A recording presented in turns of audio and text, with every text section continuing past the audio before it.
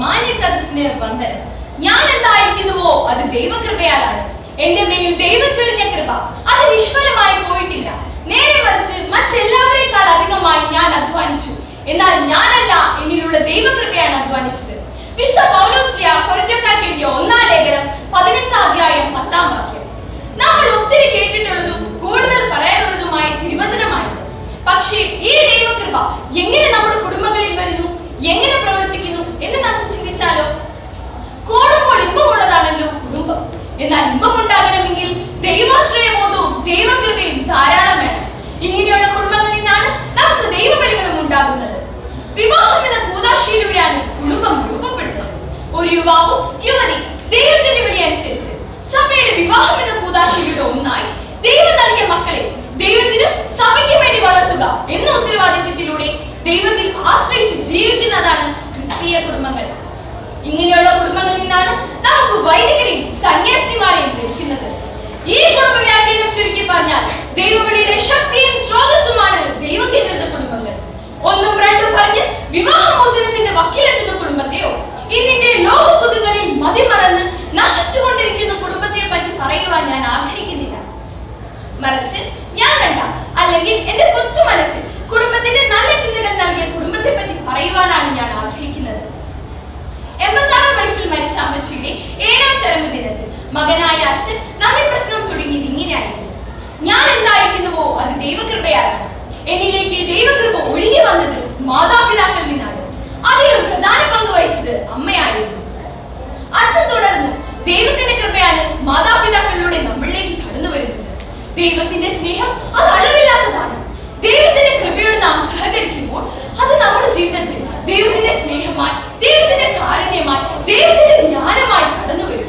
ഇതിന്റെ ഒരു ഉദാഹരണമാണ് നമ്മുടെ മാതാപിതാക്കൾ.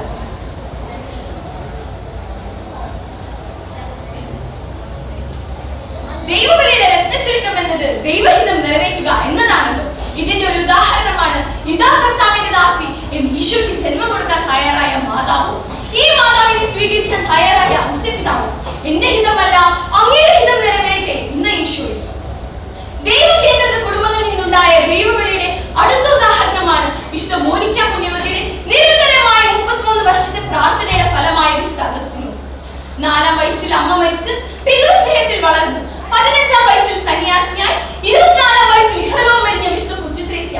ചെറുപുഷ്പം മിഷേലിന്റെ മധ്യസ്ഥ ദൈവവിളി സ്വീകരിച്ചത് ഇങ്ങനെയായിരുന്നു: ഈശോയെ സ്നേഹിക്കുക, ഈശോയ്ക്ക് വേണ്ടി ആത്മാക്കളെ നേടുക. ഈ ഇളം പ്രായത്തിൽ അല്ലെങ്കിൽ ഈ ചെറിയ കാലയളവിൽ വിശുദ്ധ കുച്ചിത്രേസ്യ എങ്ങനെ വിശുദ്ധയെ എന്ന് പഠിക്കുമ്പോൾ ദൈവത്തെ അപ്പനായി കാണുവാനും ദൈവപിതാവിന്റെ രഹസ്യങ്ങളെ മനസ്സിലാക്കുവാനും കഴിഞ്ഞത് തന്റെ കുടുംബത്തിൽ നിന്ന് ലഭിച്ച പിതൃവാത്സല്യത്തിൽ നിന്നുമായിരുന്നു.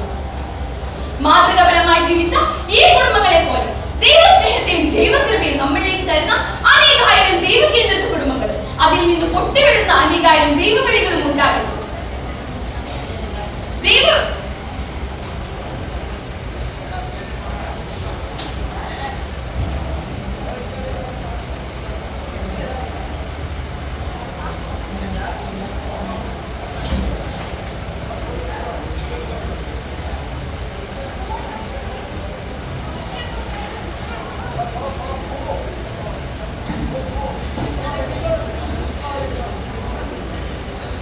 അതേ കൂട്ടുകാരെ, ഇതേപോലെയാണ് നമ്മൾ കാണുന്ന ഓരോ അച്ഛന്മാരും സിസ്റ്റേഴ്സും. ഇവരുടെ മാതാപിതാക്കളുടെ നല്ല മാതൃകയും പ്രാർത്ഥനാ ജീവിതത്തിലെ അണയാത്ത കൈത്തിരി നാളങ്ങളുമാണിത്. ശിഥിലമായി കൊണ്ടിരിക്കുന്ന കുടുംബത്തെ പറ്റി ആകരുത് നമ്മുടെ പ്രധാന ചർച്ച. മറിച്ച് അവർക്ക് വേണ്ടി നമ്മൾ പ്രാർത്ഥിക്കണം.